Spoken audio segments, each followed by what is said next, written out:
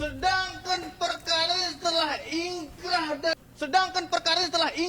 dari awal sudah ingkrah dan tadi disebutkan bahwa karena memang polisi mengatakan ini sudah ingkrah. Kaum inkrah. Ini pernyataan yang paling saya benci gitu, paling jengkel kali saya dengar gitu. Kenapa baru ngomong gitu? Assalamualaikum warahmatullahi wabarakatuh. Gimana kabarnya sebetulnya semua? Semoga dalam keadaan sehat walafiat. Saya doakan sebetulnya semua sekarang dalam lindungan Allah Subhanahu wa taala. Jadi ada istilah baru ya untuk para si ngeyel yang ada di sana gitu. Apa itu? Yaitu kaum inkrah gitu kan. Tapi saya menyebutnya keluarga inkrah. Ini menarik untuk kita simak ya. Ini pernyataan dari mantan komjen kita ya, Susno Duaji. Jadi gimana sih kaum inkrah ini sebetulnya? Ini dia. Kaum inkrah. Ya karena dia selalu beranggapan sudah inkrah, sudah minta garasi ke presiden. Peggy Setiawan itu tidak menang pra-peradilan, dia diancam dengan hukuman mati. Dia nggak ada nurani gitu. Ya, Jadi betul. sebagaimana yang saya katakan, saya beri kaum ini adalah kaum inkrah. Ya karena dia selalu beranggapan sudah inkrah, sudah minta garasi ke presiden, sudah ngakui kesalahannya. Aparat yang seperti ini, kalau pakar ada yang seperti ini, kalau ada siapapun yang masih berpikiran seperti ini, dia belum pernah merasakan penderitaan yang luar biasa. Betul, Apalagi betul. penderitaan itu yang tidak layak diberikan kepada dia. Karena Betul, orang itu betul. tidak bersalah. Maka saya namakan kaum inkrah. Lihat aja.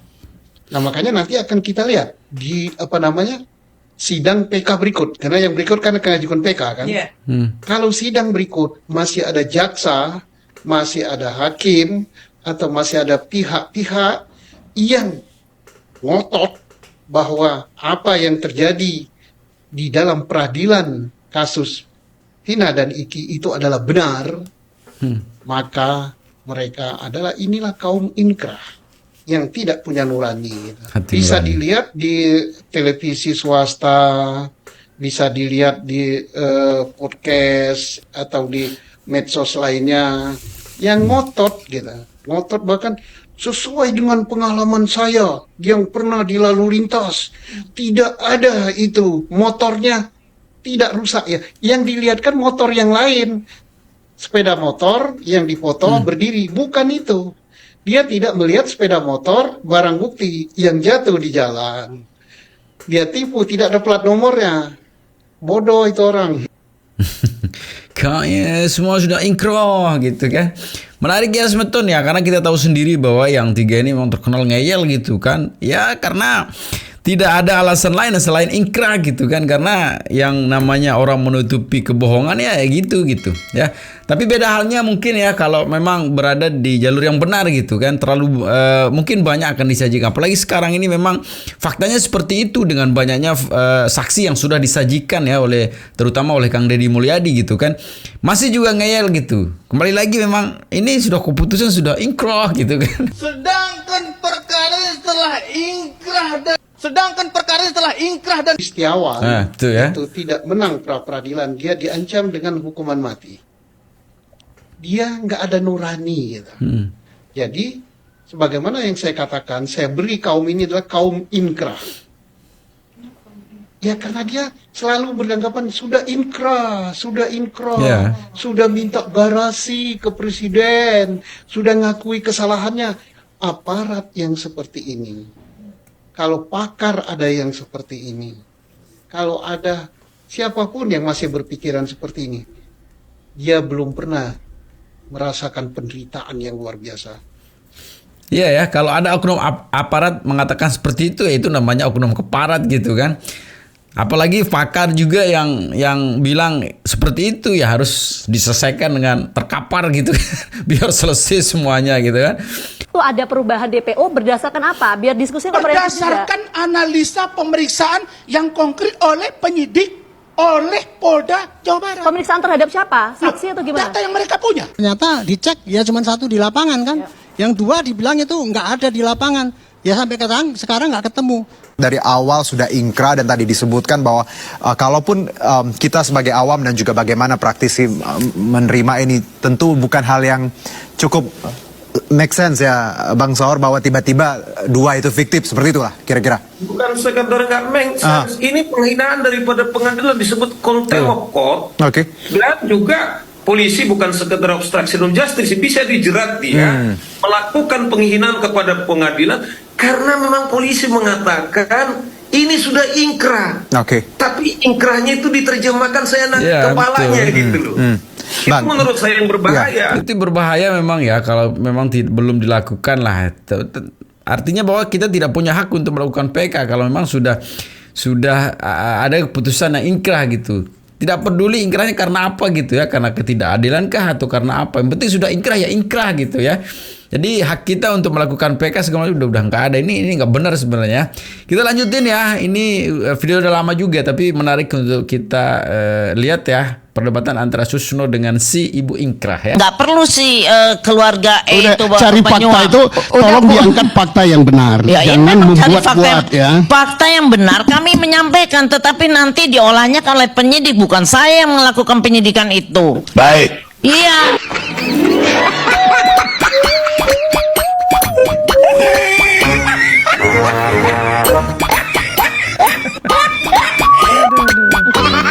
Kita bacanya di putusan. Ya, artinya di putusan itu ada keterangan saksi Ada. selain saksi mahkota. Itu saksi mahkota kan mereka No, kan. saya tidak tanya fakta. Kerja saksi di luar Saksi itu. mahkota. Oh, nggak ada karena Nggak ada. mereka di situ. Jadi saksi silang ya. Iya, saksi mahkota saya bilang, saya sampaikan. Untuk yang sudah terpidana. Iya, betul. Alat bukti lain, Bu? Alat bukti yang menyatakan yang tidak bisa dihindari oleh para terhukum ini ada nggak?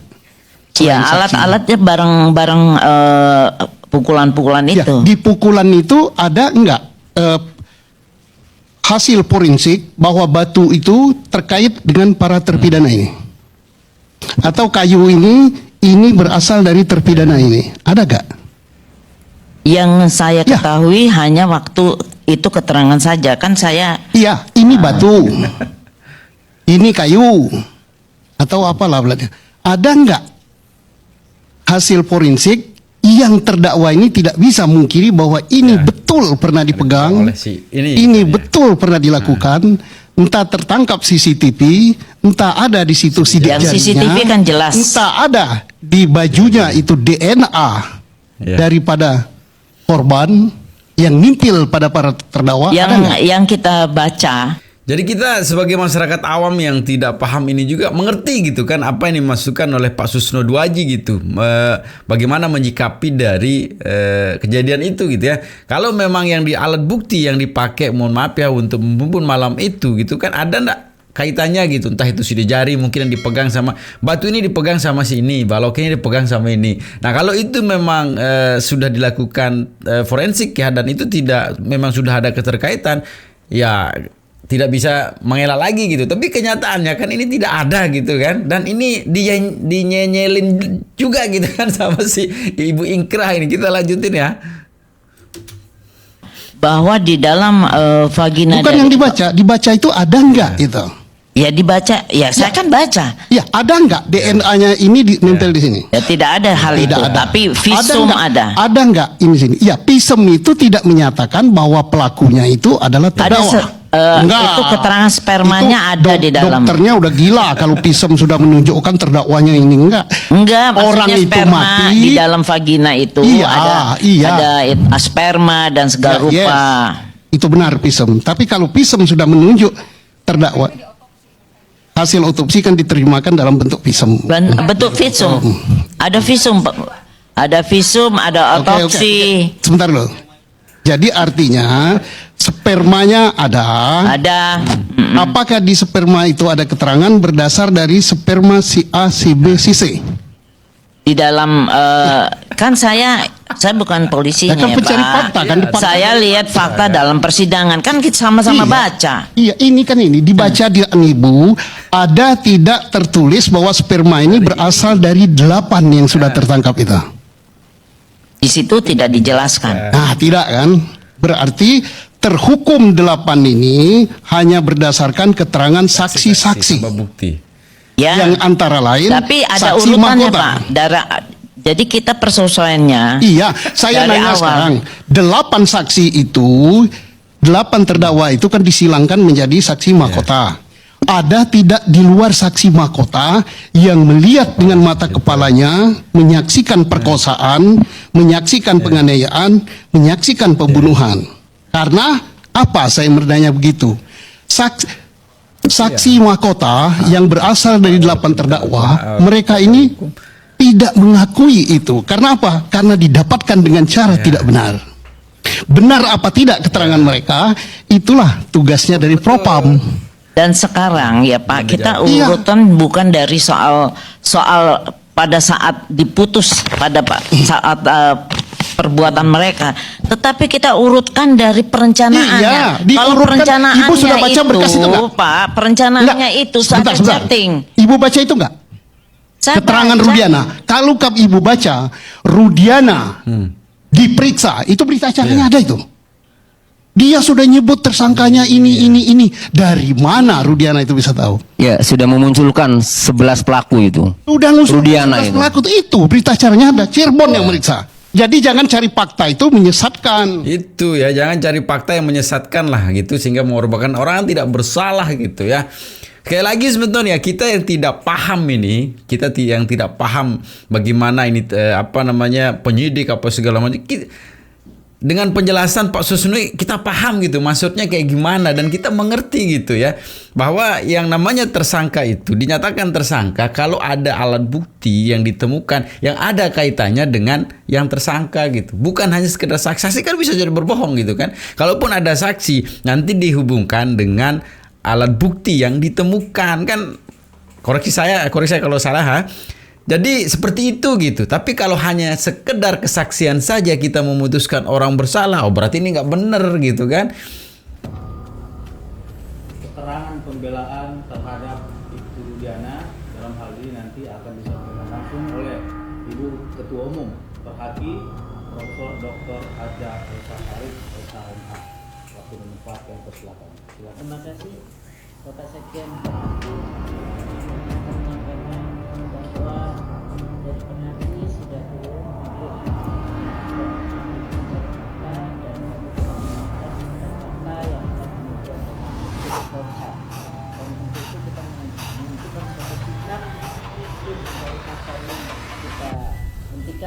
Dan sudah selesai.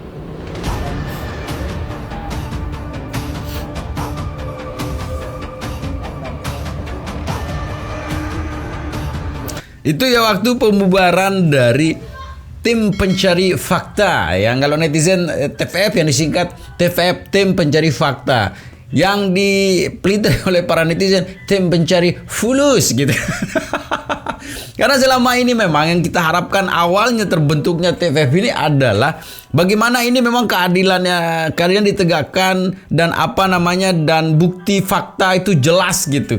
Tapi kenyataannya kan begitu ya. Kenyataannya memang membela yang salah gitu kan. Ini tidak kalah menariknya gitu. Seorang anak dari keluarga inkrah ini mengatakan, ini kan pernah terjadi perdebatan kemarin itu ya di sini di antara beliau dengan Mega dan Widya. Tidak sampai di studio sebetulnya, di luar juga masih aja ngeyel nih ya. Jadi gimana videonya sebetulnya? Ini dia. Mereka yang menyerang ini adalah mencerminkan para penjahat. Itu aja. Bicara penjahat bang, tapi keyakinan abang sebagai kuasa hukum dari itu Rudiana, perkara akan tuntasnya benang merahnya ini apa sih bang maksudnya?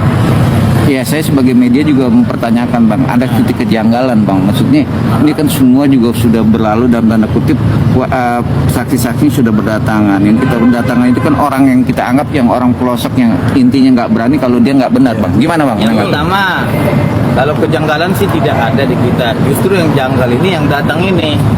Janggalnya itu kenapa baru 8 tahun yang lalu baru sekarang dia ngomong, kenapa dia nggak ngomong ke polisi kalau memang dia benar keterangan. Ini pernyataan yang paling saya benci gitu, paling jengkel kali saya dengar gitu. Kenapa baru ngomong gitu? Karena sudah dijelaskan sebenarnya. Kalau sekarang kenapa dia sekarang ngomong kan karena ini banyak sekali sekarang pengacara-pengacara di jalan yang lurus ya untuk membela gitu. Kalau dulu orang ngomong ini kan masalah. ya akan jadi masalah dulu ini kalau beliau ngomong takut kalau sekarang ini dengan keterbukaan seperti ini dan pendampingan para saksi yang dilakukan oleh terutama Kang Deddy Mulyadi ini kan memberikan spirit kekuatan baru gitu ya. Tapi masalahnya adalah bukan kenapa sekarang ngomong, kenapa Anda tidak bela dulu biar Anda itu tahu fakta yang sebenarnya gitu. Ya, kita lanjutin. Tangannya itu saja simpel, bukan di kita yang janggal, mereka yang janggal gitu loh. Nah, satu kata lagi, ada saksi katanya dia melihat standing, ini kan bahasa gaul standing ini. Kok orang tua bisa ngerti standing? Kalau masalah standing bang, dari anak kecil sampai kaki juga tahu namanya standing bang. Anda saja yang miskin kosakata kan, masa Anda tahu standing gitu? Dari tahun berapa sih Anda tahu namanya istilah standing? Dari kakek saja tahu namanya standing.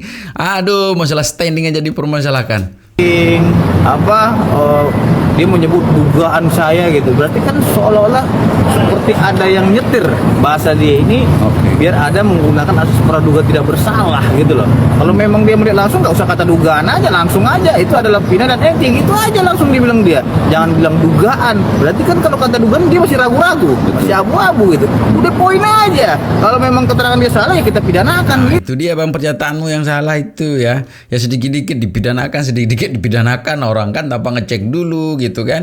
Kalau orang salah langsung dipidanakan, kalau orang salah sebut sedikit aja langsung digas. Itulah masalahnya di Anda ini sebenarnya. Itu loh, gak usah pakai kata dugaan lah, berlindung di dalam praduga gitu. Tapi kan ini kan perkara ini dugaan ini kan viral karena ada film bang, akhirnya dia berani speak up. Filmnya itu juga nggak benar itu, makanya saya bilang ini yang buat film ini ngarang-ngarang aja itu, ya kan? Emang dia pernah koordinasi dengan penyidik bagaimana kronologi yang sebenarnya. Ini kan versi mereka aja, makanya mereka kaburkan nama almarhum Eki ini dengan nama lain gitu. Tadi balik lagi ke WA, abang yakin bahwa WA itu tidak bisa membuktikan bahwa itu Rudiana ada sangkut Saya pautnya? tanya, bukti digital forensiknya mana? Handphone pinanya itu berapa? Terus yang di WA itu apa? Kepada siapa? Dari siapa? Iya. Terus percakapan itu tentang apa? Jadi harus jelas. Kalau cuma bilang WA, yang goib aja bisa WA gitu. Contohnya nih, itu handphone Mas, tapi dia yang WA, teman Mas ini. Masa saya tuduh harus dia yang WA? Atau Mas kececer handphonenya yang WA orang lain? Pertanyaannya Mas, handphonenya itu tidak dikunci, sehingga bisa dibuka. Artinya semua orang juga bisa mengakses. Tapi kan ada bang yang saya lihat, kayak kan itu langsung ditelepon oleh di Telantas kepolisian dari Cirebon bahwa berarti kan nggak ada kunci handphone BBM itu. Berarti kan kalau dia bisa menelepon, berarti kan itu nggak di lock. Kalau di lock kan nggak bisa, hanya PIN aja yang tahu. Contohnya kalau memang itu benar PIN, berarti kan semua orang bisa buka itu. Tapi ini kan kepolisian langsung bang, yang memastikan. Logikanya begini, katanya itu kan kata mereka ini kan adalah handphone Pina. Iya, ya? Betul. Yang paling janggal itu kalau itu handphone Pina, kenapa pada waktu kematian itu di TKP itu handphone itu berada di sakunya Eki? Kenapa nggak dipindah? Tapi itu handphone Pina. Dan satu lagi handphone itu nggak rusak. Kita masuk akal nggak di situ? Itu ditemukan di sakunya si Eki, bukan dipindah. Padahal itu handphone Nina. Tapi kan keterangannya kan yang telepon itu kan kepolisian langsung menjabarkan bahwa itu kecelakaan. Pertanyaannya begini. Kalau itu handphone Pina, kenapa tidak ada di saku Pina ataupun di kantong Pina? Kenapa handphone itu dimasukin ke sakunya Eki almarhum, terus handphonenya itu tidak rusak? Apa kapasitas Eki untuk menyimpan handphone orang lain? Kan dia pacaran. Handphone saya. Pacaran. Bukan masalah pacarannya Mas. Contohnya Mas punya handphone. Iya. Masa yang kurang banyak pengalaman nih masalah pacaran nih gitu kan. Apalagi sekarang dulu aja kita sering HP kita dipinjam sama pacar, dibawa dulu gitu kan. Atau kalau di atas motor kita titip dulu. Kurang pengalaman pacaran si Fitra ini ternyata ya nggak masuk logika. Walaupun kita disuruh logika tadi, logikanya dia tidak masuk logika juga gitu. Pusing ya. Tapi intinya sebetulnya jangan cepat termakan hoak ya, selalu jaga persatuan dan kesatuan kita serta persaudaraan kita ya. Jangan nakal tuh ya. Dan jangan bebal jadi orang ya. Ada sedikit nakal bisa berakibat fatal ya. Segitu saja video sebetulnya. Assalamualaikum warahmatullahi wabarakatuh.